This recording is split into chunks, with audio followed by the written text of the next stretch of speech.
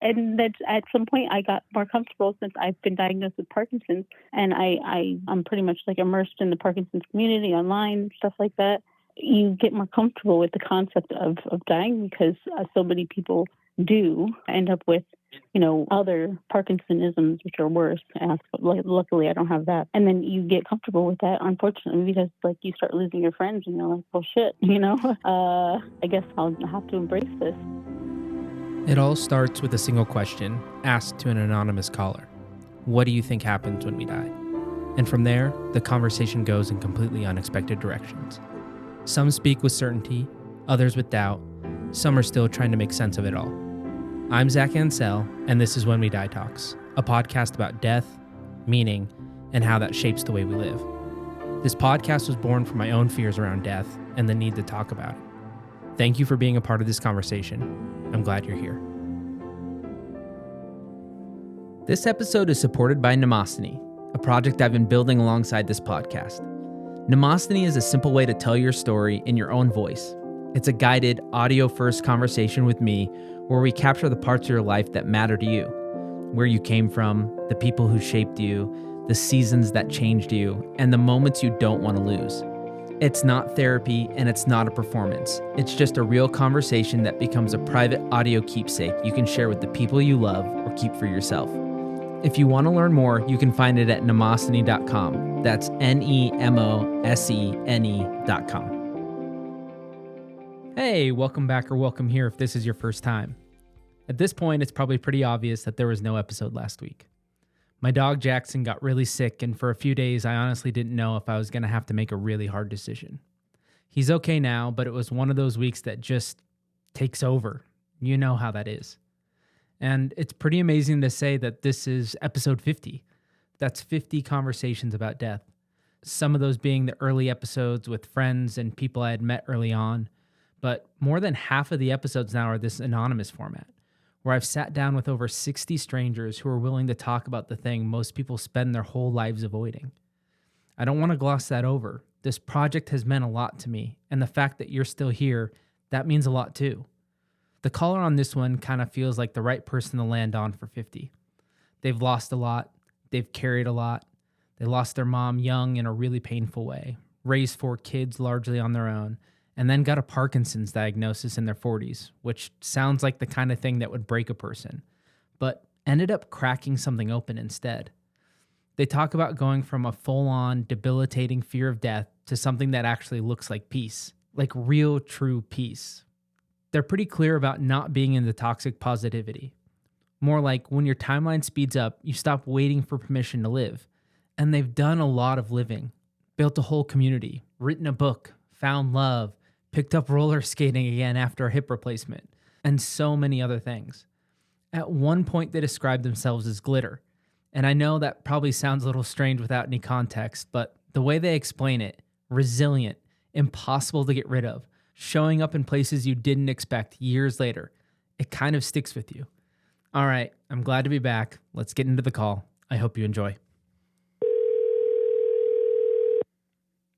Hello. Hey, how's it going?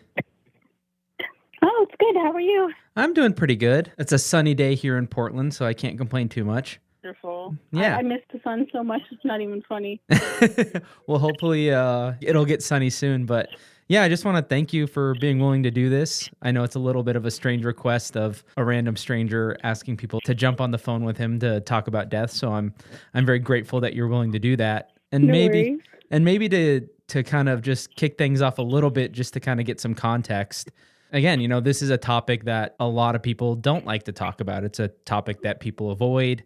And so maybe briefly you could just let me know why you even wanted to do this call.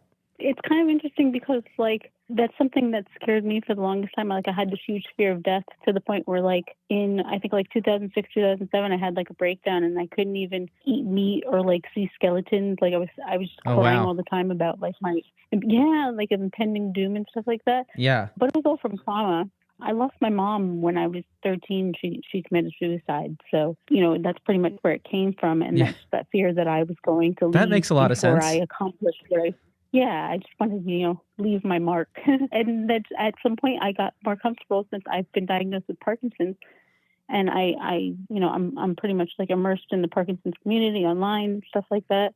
You get more comfortable with the concept of dying because so many people do end up with, other Parkinsonisms, which are worse. And luckily, I don't have that. And then you get comfortable with that, unfortunately, because like you start losing your friends, and you're like, well, shit, I guess I'll have to embrace this. So I did, and I started thinking about what it meant to me, and now I talk about it whenever people are comfortable. Awesome. I love this kind of like full circle thing for you of, I don't want to put words in your mouth, but almost like it sounds almost debilitating fear of death. Oh yeah. To coming around and talking about it. So I love that you've been able to kind of work through that fear and get to a place where you're more comfortable about it.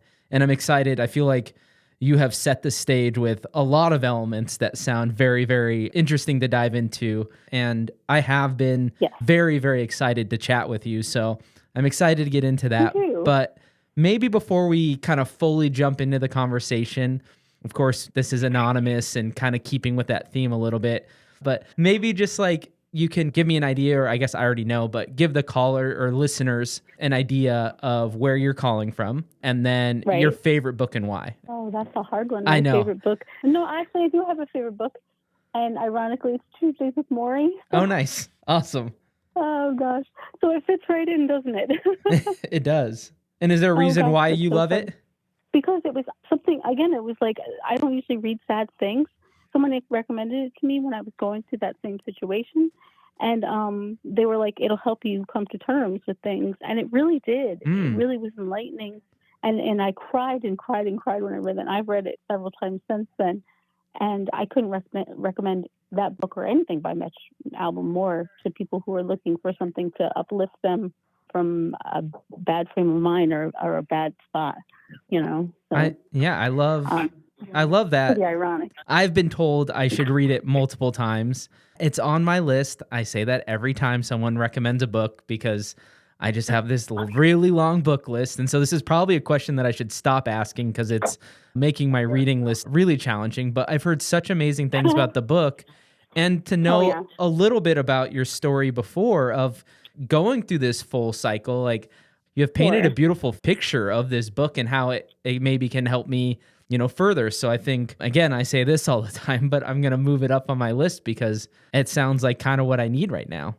I highly recommend it because it's, it's the true story and it's his experience with his college professor and what they do to learn about what people think about the professor before he's passed away and to give him peace is just, it's so kind. And to learn that there's such kindness in this world is something that I think I really needed. And it changed my perspective of a lot of things. So when I got diagnosed, I had a better outlook at some point than I did before I got diagnosed. So we always need more reminders, right? That the world is kind and caring, because we are constantly inundated that the world is evil and people are evil and angry and hateful. So I love that that's kind of the general message behind it. I'm going to jump you back because you did skip one of the questions. Oh, sorry. No, you're totally good. You're just mixing it up on me. You're keeping me on my toes. Where are you calling from, or where do you live? Roughly, like maybe city, state. I'm like near Allentown, Pennsylvania. Like, it's a little tiny town with like 1,000 people called Bethelville. Like, nice. It's just a very quaint kind of old farm country sort of place. Nice. I love it here. We live in an old farmhouse. It's beautiful. Well, again, I'm so grateful to have you on the show. I'm excited to dive into this. So maybe we can just start with the question of, what do you think happens when we die? I don't have a religious background. Like, I wasn't baptized. I wasn't raised in the church. My mom kind of found religion before she passed away in 1988, but it wasn't for me. Like, I was 13. I was the angstiest kid in the world, And I just wanted my hair band, and I didn't want anything to do with God or Jesus or anything else. and I've not really found my way to that, at all. Like, religion just doesn't, being told what to think is just not something that I vibe with. And they don't do that in the church. But, having that chosen for me, I went to ashrams and synagogues and churches and all sorts of different connotations of Christianity and the Jewish faith and Buddhism. And when it comes down to it, like, my belief is that, we're kind of anchored here. I'd like to think that our souls are free after we pass and they find another place to rest. They don't carry the pain of remembering what they've lost, just the joy of it. Because babies are born with such joy. And where does it come from? And they bring such joy. And all that wrapped up joy, I think that was in that soul to begin with, that just is set free. And that's probably what I'd like to believe more than I actually believe. But I've seen and experienced things in my life that just have no explanation. Yeah. And it's given me a faith that's come from that space of like, well, how the hell did this happen? Yeah. Yeah. So I do believe that, we are anchored here by the memories of the people that we love. And when they're ready, maybe they let us go and then we're able to come forward. I believe in the concept of reincarnation because I don't feel like I've only lived 50 years in my life. I feel like I've lived longer. So much wiser. You have those moments, right? Like you have those moments of deja vu where you're like, what is this? Why do I feel like I remember this? And it's just the most nonsensical thing. So, Yeah. I don't know. It's just a weird spiritual thing. Yeah. And the, odd experiences in life kind of just led me to think, there's something more out there. Yeah. And it's at this point of the conversation that I'm like, I have so many questions because you introduced multiple different ways that I could go with this. And maybe I'll start with the reincarnation idea because it's one that I find fascinating. Do you think that there's then a purpose of this? Or like, are we just in this like loop of we keep coming back? Or is there like lessons to be learned? How do you see kind of that whole thing playing out? Is there, is there an end? A little bit more on that. Maybe we're able to leave when, or at least others would be a piece of us leaving when we've achieved our purpose. But, I remember having that breakdown and thinking to myself, like, this can't be all my life is. Like, this can't be my purpose. I'm here for something more. There has to be more than just this. And I did find my purpose because in being diagnosed with Parkinson's, I started using my Instagram as like an online journal because I had like 6 people on them and they were like, most of them were old coworkers, Yeah. And which was cool. But, I didn't really have a lot of people. So I was like, oh, no one's going to read this. But they did. People started reading. And they started reaching out and we started talking and I made friends and I've met people from multiple countries and spoken to groups and volunteered for organizations and I've written a book and I've done a podcast and I have a blog and blah, blah, blah. You've done it all. And I don't want to say you've done it all, but you've done a lot. Yeah, that's amazing. Right. And I never would have done any of that if I would have just been me, which was fine. Yeah. I was happy with myself. But I've accomplished things that I wanted to accomplish. And it's only through this terribly wonderful gift of time and space and not having to work and being medically retired, which, sounds horrible. But when it comes down to it, I take my kids to school every day. It's, you work through it. Parkinson's, you just work through it. You can live with this. So yeah, I spend my time teaching people that you can live with this. And I've had the gift of so much feedback that I've been able to affect lives in a positive way. And I think it's a beautiful thing. Yeah. And I found my purpose. And to me, that's amazing.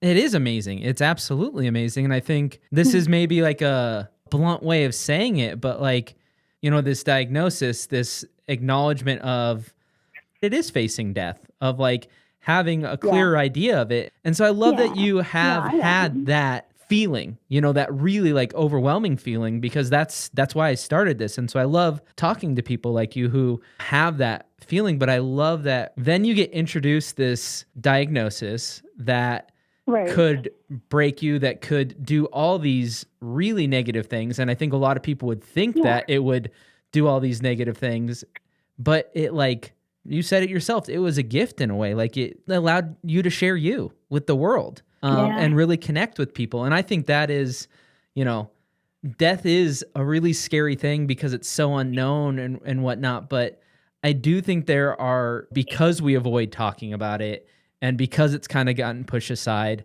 there are so many gifts that come from just even paying attention to it, to acknowledging that it does exist, it does happen. And you are probably more well aware than most people or anybody that things get shaken up and you just kind of have to roll with the punches. And it feels like you have rolled and bloomed or blossomed and done all these amazing things.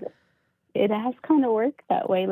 it's not all sunshine and roses. Yeah. You're living with this incurable, a neurodegenerative disease. Like Yeah. it's going to advance. It has advanced, and I've had the brain stimulation implanted, and I've done all the things. I've tried all the medications, blah, blah, blah. And I do what I need to do. I do the exercise, I do the workouts, because exercise is the only disease-modifying therapy for Parkinson's right now. And the medicine sucks. Like, it sucks. We've had the same stuff since 1967. Like, come on.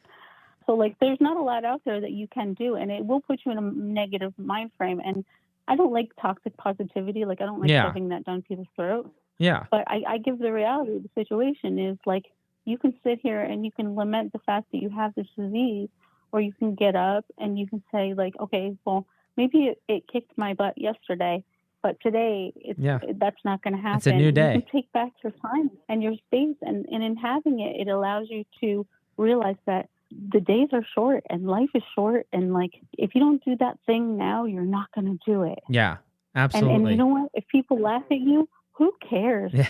And if you look like a weirdo, who cares? I have made the cringiest TikTok videos you have ever seen and posted them at my age, because now that I've turned 50 this year, I feel the need for some unknown reason to tell everyone I'm 50 years old and blah, blah, blah. and TikToking. Like, it's a gift from the universe. Yeah. Like, it's a gift from the universe. Everywhere that I've gone, the universe has shown me my people, and these are my people. This group of shaky, quaky people are so funny and acerbic. They have this acerbic humor and this dark humor, and it's beautiful. Like, it's absurdly beautiful. I feel like that's the thing that I've come across a lot is the dark humor that comes up in these conversations. Oh, yeah. And I'm just on the other side of a lot of these conversations, some of them incredibly tragic, but there's always some laughter because there kind of has to be. Yeah. And I think with a diagnosis like this, or just anything that really puts death in the forefront of your life, I don't know if it flattens or it like compresses, but time becomes a much different thing. And you recognize how fragile things can be. And like you said, yesterday wasn't a good day. Maybe today will be. I don't know. And it is like we hear the carpe diem and all these kind of like cliche things. But when you do kind of look, it is like, hey, that's true. And all I can do is take today and see what happens, and hopefully it's better, and maybe it's not. Maybe I'm gonna have symptoms today that are worse than they were yesterday, and I thought yesterday was bad, but today's worse. But you just kind of take it day by day, I assume, and I think that's what all of us are doing, right? And it puts things in a different perspective. Most definitely. It's sometimes you have to carpe tomorrow. Like, like you could seize everything tomorrow, but today it's just not happening. Yeah, it's not going to work today. And you have to accept that. Like, your 100% looks different today than your 100% looked yesterday. Yeah. And that's just, it's like, my friend is known for saying, like, I tell people all the time, she gave me the gift of this quote that, like, sometimes it just be like that. Yeah. And sometimes it does. Like, that's just the only, it is what it is. Yeah. It's just a more contemporary version of it is what it is. Yeah, absolutely. And you have to find your peace in suffering, and that comes with its own grief process. And I think that's in a way that's allowed me to accept the concept of death better than I did when I was younger, and I was terrified of it. Yeah. I know that I have lived through this disease, and I know that I will. So then what now? Yeah. I'm curious. Like, I haven't been broken yet. Yeah. I'm curious about maybe like the timeline of things. You obviously talked about being petrified of death. And then how long ago did you get this diagnosis? And like, how did that intermingle with the initial fears and then now this acceptance through this diagnosis? I think I kept those fears for a long time, and I have 4 kids and I had them very young. I had a terrible marriage. And then after I got divorced, I had a terrible relationship. Actually, I had a beautiful relationship with somebody who was a complete liar. Oh. So I ended up raising the last 2 pretty much from conception, and that's a whole nother story, which no one has time for. That's another podcast, right? But, right, like maybe there'll be a follow-up. So, like, I've been a single parent for it's been almost 20 years. Wow. So, and my youngest 2 are 12 and 16. Sorry, my youngest one just turned 13, my bad. And so my youngest two were 13 and 16, and it's hard being a single parent. So there's no break. Yeah. It's like I'm on there like 25/8. It's me, and that's it. So and I don't regret it because like it's been a whole different experience than my oldest. My oldest two kids are 32 and 33. Like, Okay. so it's just such a huge difference. But weirdly, like you'd think with that gap it works. Somehow it works out. I don't know. Maybe I'm better at this than I thought. Yeah. So my youngest, when I started having motor symptoms from Parkinson's after my youngest was born, and like I said, to remind her, like she's 13, they were weird, like kind of like a narcolepsy, and then like a couple of weird things, like I would fall asleep when my eyes got tired, and I kind of just chalked it up to being a single parent, being tired, having just given birth, my body's tired. Valid thoughts. And I developed a tremor, and I got that tremor, and I said, okay, this isn't good, like this is neurological. And I followed the yellow brick road through doctors and stuff, and they thought it was MS. Okay. And when I told my boss that they thought it was MS. Is that a common first assumption? I feel like yeah. For women, because women present differently with Parkinson's than men, and there's less women with Parkinson's than there are men. So for me, it was, MS was really made more sense because I did have a history of that in my family. My paternal grandfather, my dad's dad, had Parkinson's disease. But oddly enough, since I've been diagnosed, they have changed the reasons for Parkinson's being so prevalent, and only 13% is considered genetic. Oh, interesting. And the rest is environmental. So it is an environmental disease that's come from our water and stuff like terraquoia and petrochemicals and things like that. So I want, my big fat check. So the government is going to be calling me. No, they won't. But like, who needs restitution at this point? I just want to live. Yeah, you just want to live. Give me a pill to work better. Yeah, you don't want to be fighting in courts and stuff. You want to be living. Yeah, totally. Like, we're all tired, people with Parkinson's. Like, we're all jacked, doing all this exercise, but we're tired, like, and we're shaking. We're like, jacked but tired. Cool, I like that. Right? Like, I'm the hottest person in the world. This is not fair. Come on, I'm only 50. I still fit in a bikini. Come on, give me a break. That's how it goes. I like it. So, like, I think I got off the beaten track. No, you're okay. Redirect me. Where were we going with this? I think just, you've set the stage a little bit of timeline, but yeah, so how does this play into maybe kind of the death anxiety? So first symptoms, the death anxiety came before that. Death anxiety came about 2006. And so then my diagnosis didn't come. My first symptoms came at the end of 2016. I lost my job when I told my boss that I thought I had MS, and he fired me. Oh. Awesome. For some half-assed reason kind of thing. And then I didn't have insurance. So it took me 4 years to get fully diagnosed. Whoa. I got diagnosed during COVID in 2020 because I was out of work, because I was a store manager. I worked in retail. And my store closed, went out of business, ironically, right before COVID hit. What a story. So I was at work with COVID, and I got diagnosed with Parkinson's in August of 2020. So this August will be my 6-year diagnosis anniversary. Wow. Which we don't celebrate. My kids and I just take a picture of us all giving the middle finger to Parkinson's. That seems like a good way to celebrate. But it was kind of devastating in a way, because I knew something was wrong. And I didn't expect the doctor to diagnose me that day, because I had already been to one neurologist before I had lost my insurance, or a movement disorder specialist. Yeah. So this neurologist, he was, old school, and he diagnosed me clinically just based on my tremors and my walk, my gait, stuff like that. And he said, if you want to have another MRI, that's fine, but I don't think it's going to change anything. I would like you to take this pill, and if it works, then we have our answer. Then we know, yeah. And it'll be okay. He's like, I've been doing this 35 years, and I'm telling you, it's going to be all right. He's like, there's lots of stuff on the horizon. And he was right. I that had to be really nice to hear in that moment, for sure. And it's there are so many things out there that can help you, or you can use to help yourself. And that's another thing that I focus on doing, is trying to spread information whenever I can. Yeah.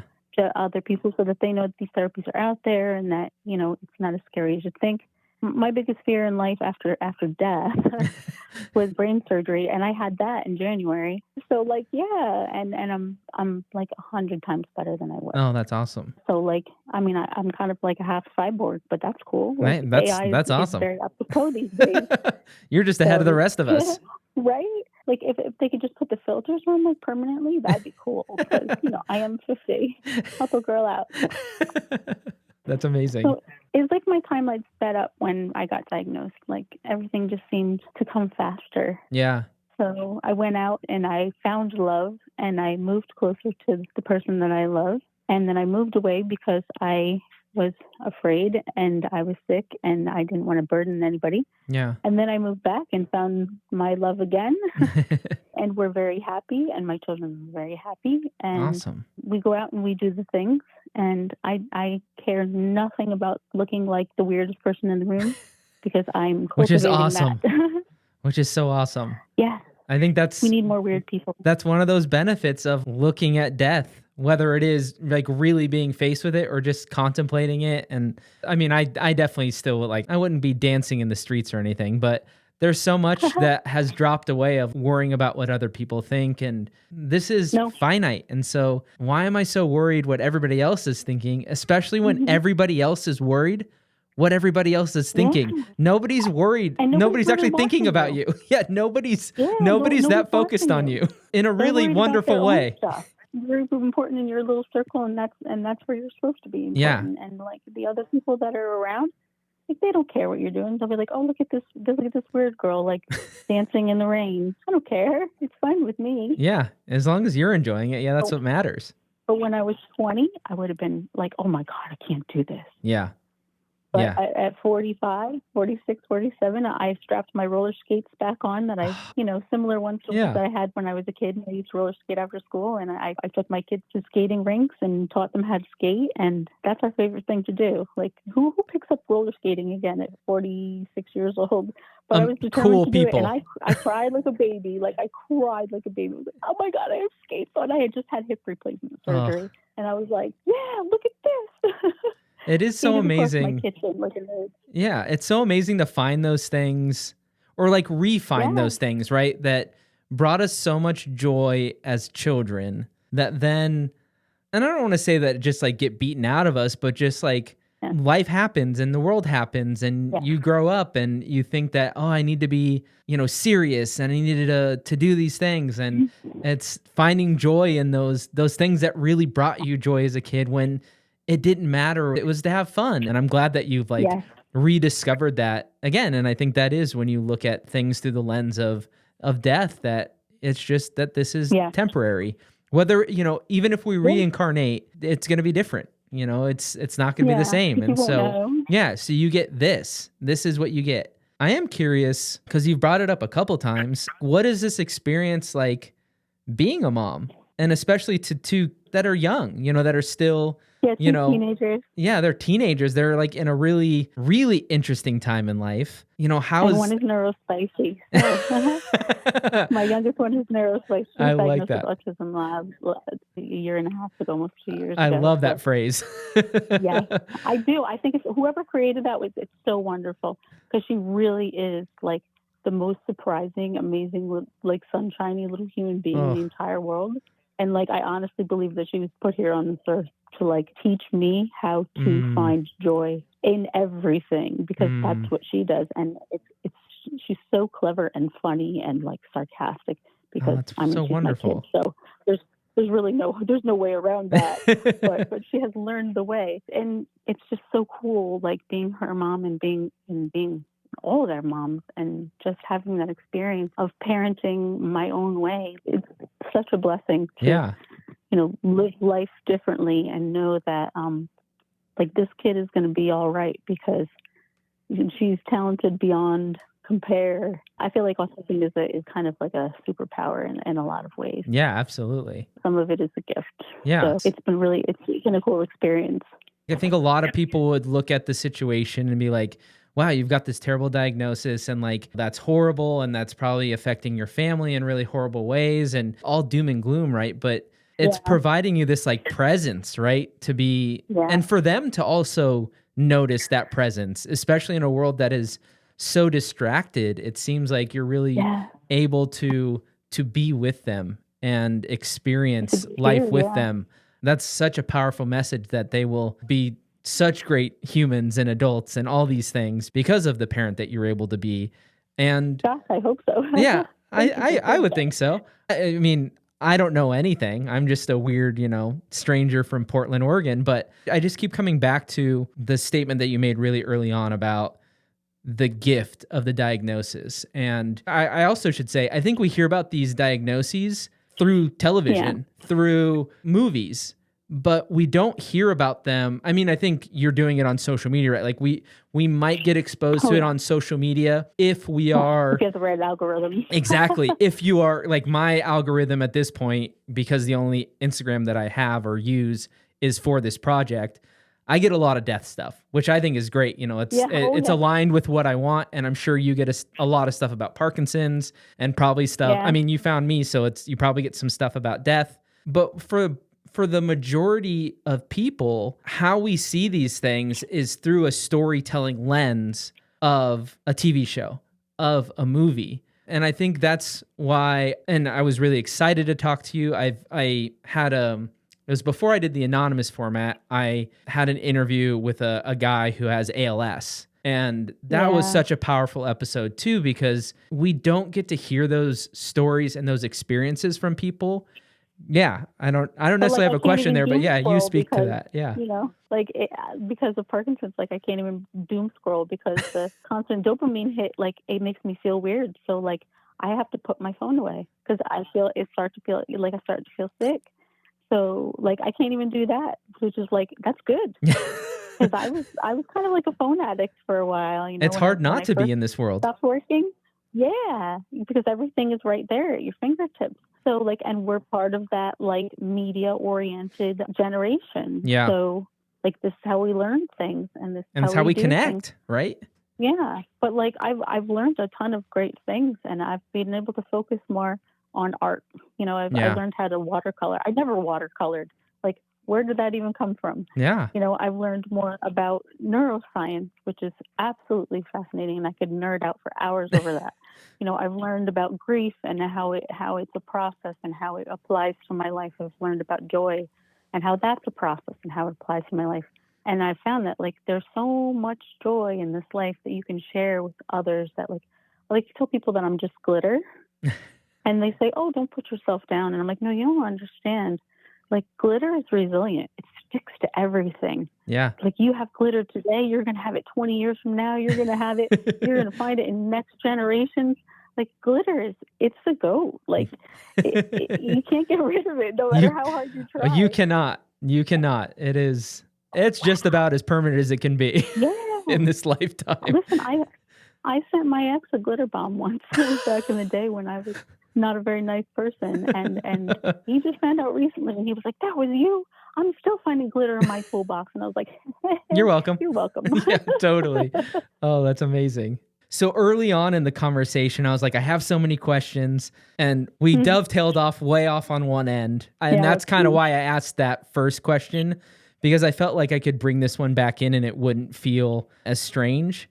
Right. But one of the things that you said very, very early on in the conversation, I think you said soul and how that kind of continues on in a way. And then you kind of subtly drop something that was well, that's what I hope happens, but I'm not sure if that's what I believe. And maybe it wasn't quite that way, but it was kind of this hope and belief. How does that coexist in your world now? I think that it's my hope, I think, feeds my belief and then vice versa. Because I do believe that I will navigate myself through this illness with some sort of success, maybe not 100%, but I'll get through and I'll get what I want out of this life, whether I have to lose it or not. Yeah. But my hope is that it's easier. So without that hope that it's going to get better, I cannot maintain the belief that it will. Yeah. So you have to kind of believe and hope to believe, because that's just how it is. And it's the same way with life after death. I kind of hope my mom is watching me, and I kind of hope she has had the gift of seeing what I've done. Yeah. But I also hope that she's gone and she's in a better place, because, you know, most people don't end their lives because they're happy with the way that things have gone. Yeah. So if she's had a second chance, that would be a beautiful, beautiful gift to all of us. Yeah. And I'd like to believe that, because, like I said, babies are born with such joy. Yeah. That joy has to come from somewhere, because you hear a baby laugh and everybody laughs. I don't care if you're the crotchetiest old curmudgeon in the entire world. You're going to see that baby and you're going to laugh. Yeah, just I pure tell people joy. all the time, I'm like, I see a baby and I'm like, oh my gosh, my uterus just twitched. And I have my tubes tied, so I'm not having any more kids. But a baby will make you want one like nothing else in the world, because they're just so beautiful and you know, and just full of light and happiness. And I mean, yeah, they cry a lot and they poop a lot, but like, no one cares because they're so damn cute. Yeah, that's just part of the process. Like we just talked about, it can't just all be good. There has to be, you know, there has to be a balance. And so you have all this joy and then you got a lot of poop, you know, it's just, you know. Sometimes with rainbows come unicorn farts. That's just the way it is. That's just the way it is. Absolutely. Yeah.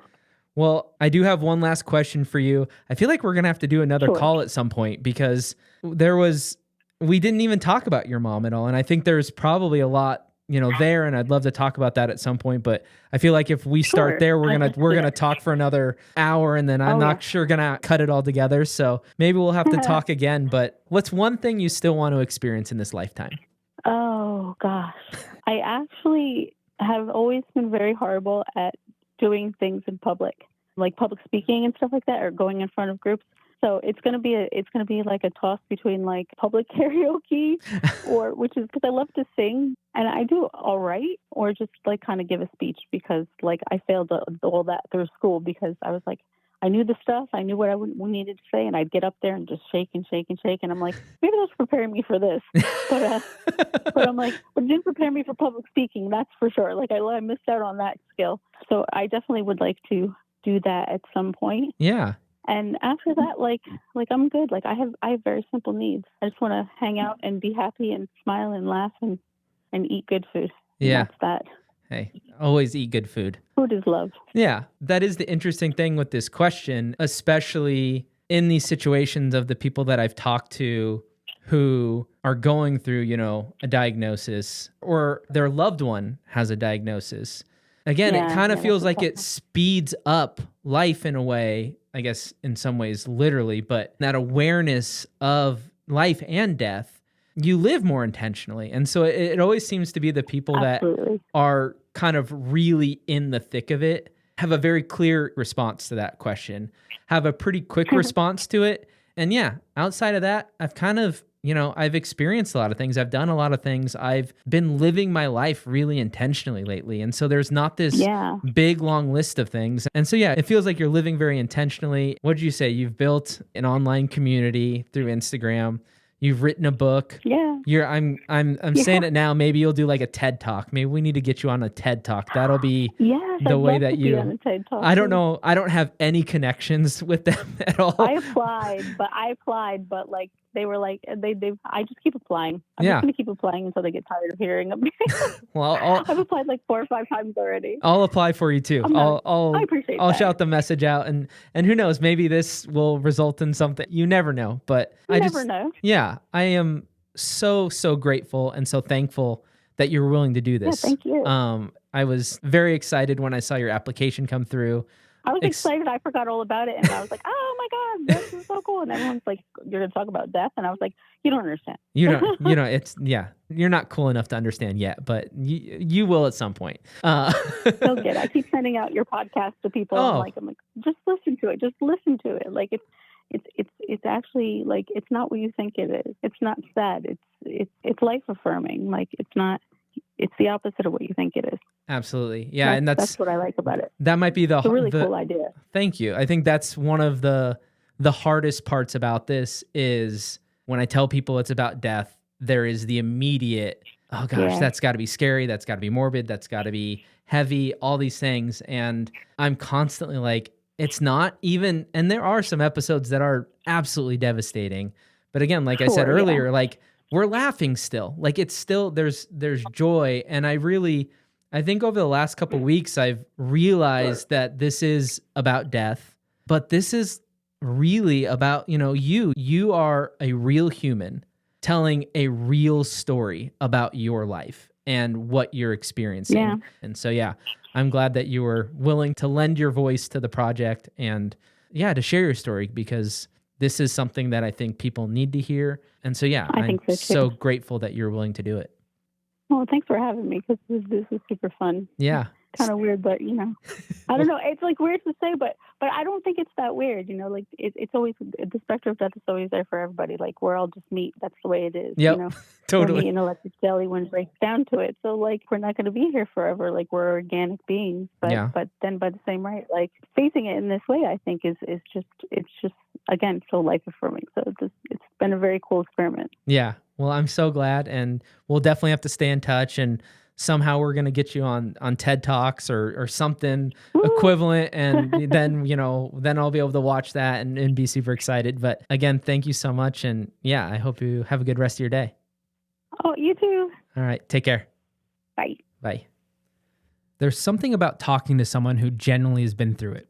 The fear, the loss, the diagnosis, all of it. And comes out the other side not pretending any of it was easy, but also not broken by it. That's not common, and it doesn't happen by accident. The glitter thing is going to stick with me, which I guess is exactly the point. The idea that what you put into the world doesn't disappear. It just shows up somewhere else later in ways you didn't plan. I think that's what the caller has been doing for years without necessarily calling it that. Before I let you go, no new episode next week. I'm taking a little spring break, spending some time with family, and I know that's 2 weeks this month with no episode, and I'm sorry about that. Jackson's situation aside, I just need a little bit of a reset. We'll be back with another episode around the end of the month. I'm playing around with moving the show to Tuesdays, so it might land on the 31st instead of the 1st. Either way, keep an eye out. Thank you for being here for 50 of these. Genuinely, it means the world to me. Thanks for listening to this episode of When We Die Talks. These conversations don't offer answers, but they do open space. Space to reflect, to feel less alone, and maybe to see things a little bit differently than before. If you'd like to explore your own beliefs out loud, you can apply to be an anonymous caller at whenwedietalks.com. And if a full call feels like too much, the voicemail is always open. Leave a message at 971-328-0864 and share whatever death has stirred in your life. Listener support truly helps keep this project going. If you'd like to support the podcast, you'll find a link in the show notes. And as always, please like, share, and follow. Every bit makes a difference. Until next time, have a good life.